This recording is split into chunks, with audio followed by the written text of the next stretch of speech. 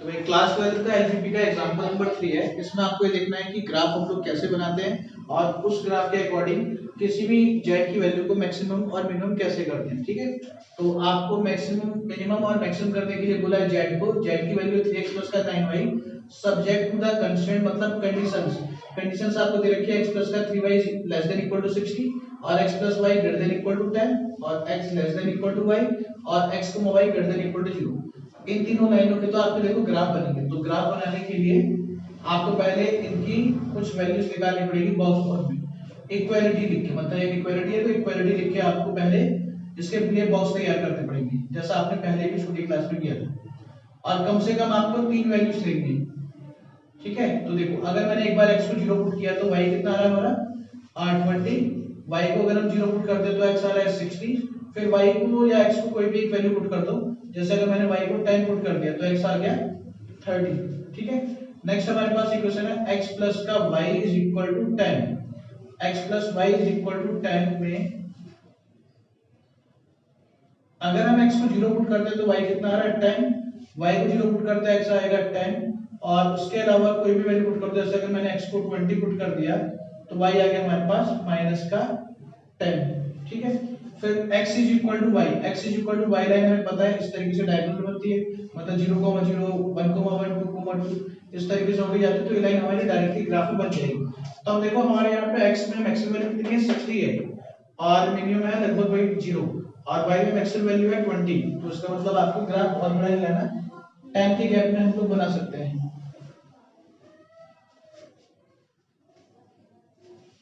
ये हो गया 10 20 30 40 50 60 10 20 30 40 50 60। ये हो गया 10 20 30 40 50 60 माइनस 10 ये 10 20 30 40 50 60। ठीक है, अब इसको प्लॉट कर देते देखो x की वैल्यू 0 y की वैल्यू 10। x 0 y 10 हमारे पास ये रहा पॉइंट। उसके बाद फिर x 60 y 0 ये रहा दूसरा पॉइंट हमारा और x 30 y 10 x 30 y 10।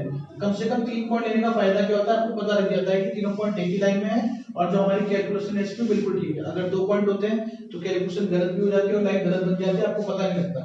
तो इसको ऐसे प्लॉट करेंगे।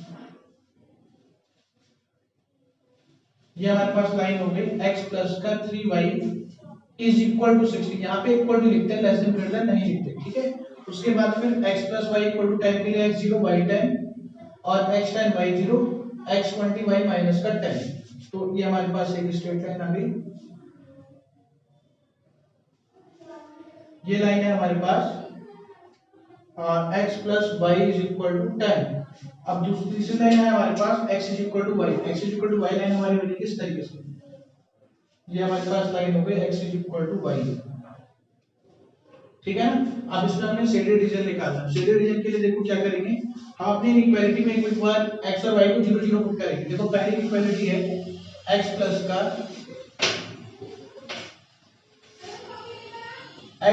का 3y less than equal to 60 है। हम क्या करेंगे 0,0 पे चेक करेंगे ओरिजिन पे। x और y को 0 0 पुट करोगे तो आएगा 0 लेस देन इक्वल टू 60। ये ट्रू है ना, बात सही है। इसका मतलब जो 60 वाली लाइन है ये वाली लाइन ये टुवर्ड्स किस तरफ है ओरिजिन। तो इसको बहुत हल्का हल्का ऐसा शेड कर दो। ठीक है, डार्क नहीं करना है ज्यादा ताकि आपको पता लग जाए कि अलग है। उसके बाद फिर अगली इक्वेशन है x प्लस का y greater than equal to 10। इसमें 0 0 पुट करेंगे तो क्या आएगा 0 ग्रेटर देन इक्वल टू 10। ये फॉल्स है, 0 10 से बड़ा नहीं होता। तो ये लाइन अपोजिट टू ओरिजिन मतलब उस तरफ है। इसका इस तरीके से शेडेड रीजन करेंगे। ठीक है, उसके बाद हमारे पास देखो थर्ड लाइन आती है। थर्ड लाइन हमारी आती है x less than equal to y। x less than equal to y। अगर यहाँ पे हम 0 0 पुट करते हैं तो 0 लेस देन इक्वल टू 0। आपका कोई सॉल्यूशन नहीं निकला। तो जब भी कोई भी लाइन हमारी ओरिजिन से पास होती है तो हम लोग कोई अनदर पॉइंट लेते हैं। जैसे मान लो मैं इस पॉइंट पे चेक करूंगा, मैं इस लाइन से राइट हैंड साइड मतलब इस तरफ ये पॉइंट चेक कर रहा हूं 10,0। अगर मैं 10,0 यहां पुट करता हूं तो क्या आएगा x की जगह पर 10 y की जगह पे 0। फॉल्स आ रहा है, फॉल्स आ रहा है ना। अगर यहाँ पे फॉल्स आ रहा है तो इस लाइन के इस तरफ का कोई भी पॉइंट अगर आप लोगे ना तो फॉल्स ही आएगा। तो इस तरफ क्या हो गया ट्रू हो गया। तो ये आपका इस तरफ बनेगा। ठीक है ना, क्योंकि हर एक पॉइंट जो होता है सेडेड रीजन का वो सेटिस्फाई करता है इक्वालिटी को, तो इसलिए आप यहाँ से कोई भी पॉइंट हो गया ना फॉल्स ही देगा। अगर आप यहाँ का पॉइंट चेक करते हैं तो हमारा R2 देता है आंसर। अब इसमें दूसरा क्या आएगा, x greater than 0 y greater then 0। इसका क्या रोल होता है कि आपका जो भी डायग्राम बनेगा ना दोनों पॉजिटिव होंगे फर्स्ट क्वाड्रेंट में, तो आपका जो भी शेडेड रीजन होगा वो हमारा सिर्फ और सिर्फ फर्स्ट क्वाड्रेंट में ही होगा, ठीक है। अब देखो ये इस तरफ है, ये नीचे की तरफ है और ये इस तरफ है, तो इनका कॉमन आ गया अदर रीजन। ये हमारा आ गया कॉमन रीजन जिसको हम लोग बोलते हैं फिजिबल रीजन,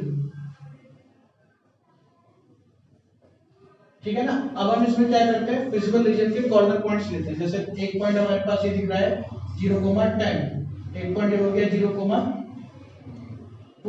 अब ये पॉइंट हमारा देखो क्या होना चाहिए, लगभग मेरे को 5 के आसपास नजर आ रहा है, अगर ये 6 भी हो सकता है। इसलिए आप लोग ग्राफ पे बनाओगे तो आपको बिल्कुल एग्जैक्ट सॉल्यूशन मिलेगा।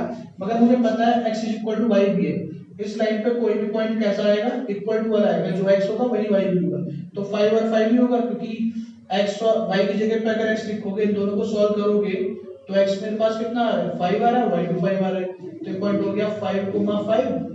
उसके बाद हम इसको देखते हैं, ये मेरे पास लगभग 10-20 के बीच में आ रहा है, यहाँ पे 10-20 के बीच में आ रहा है, तो मेरा लगभग 15-15 होना चाहिए। चेक करते हैं, इस इक्वेशन में x को इक्वल टू y को पुट करोगे तो x प्लस का 3x = 16, 4x = 60 और x कितना आ गया 15 आ गया, तो मेरे पास पॉइंट हो गया 15,15। अब आपके चारों जो कॉर्नर पॉइंट आए हैं उसको बस हम लोग एक टेबल में पुट कर देंगे। जेड का टेबल बनाएंगे हम लोग जिसमें हमको मैक्सिमम और मिनिमम वैल्यू पता लगेगी। यहाँ पे हमारे पास पॉइंट्स आ जाएंगे और यहाँ हमारे पास जेड आ जाएगा। जेड की वैल्यू है हमारी 3x प्लस का 9y और पॉइंट्स हमारे पास कॉर्नर पॉइंट आए 0,10 और 0,20, 5,5, 15,15। यहाँ पे अगर आप x को 0 और y को 10 पुट करेंगे तो कितना आएगा 90, x को 0 y और y को 20 पुट करेंगे तो आएगा 180, x को 5 और y को 5 पुट करेंगे तो कितना आएगा 60 आएगा, है ना। और उसके बाद अगर 15 और 15 पुट करेंगे तो कितना आएगा 180 आ जाएगा। तो देखो 2 पे तो आ रही है इसकी मैक्सिमम वैल्यू, 2 पे हमारी मैक्सिमम वैल्यू आ रही है और मिनिमम वैल्यू इस पे आ रही है। तो लिखोगे कि z is maximum at point maximum value of z is 180 at point 0,20 and 15,15 और minimum of z is 60 at point 5,5। ये आपका इसका फाइनल सॉल्यूशन हो जाएगा, ठीक है।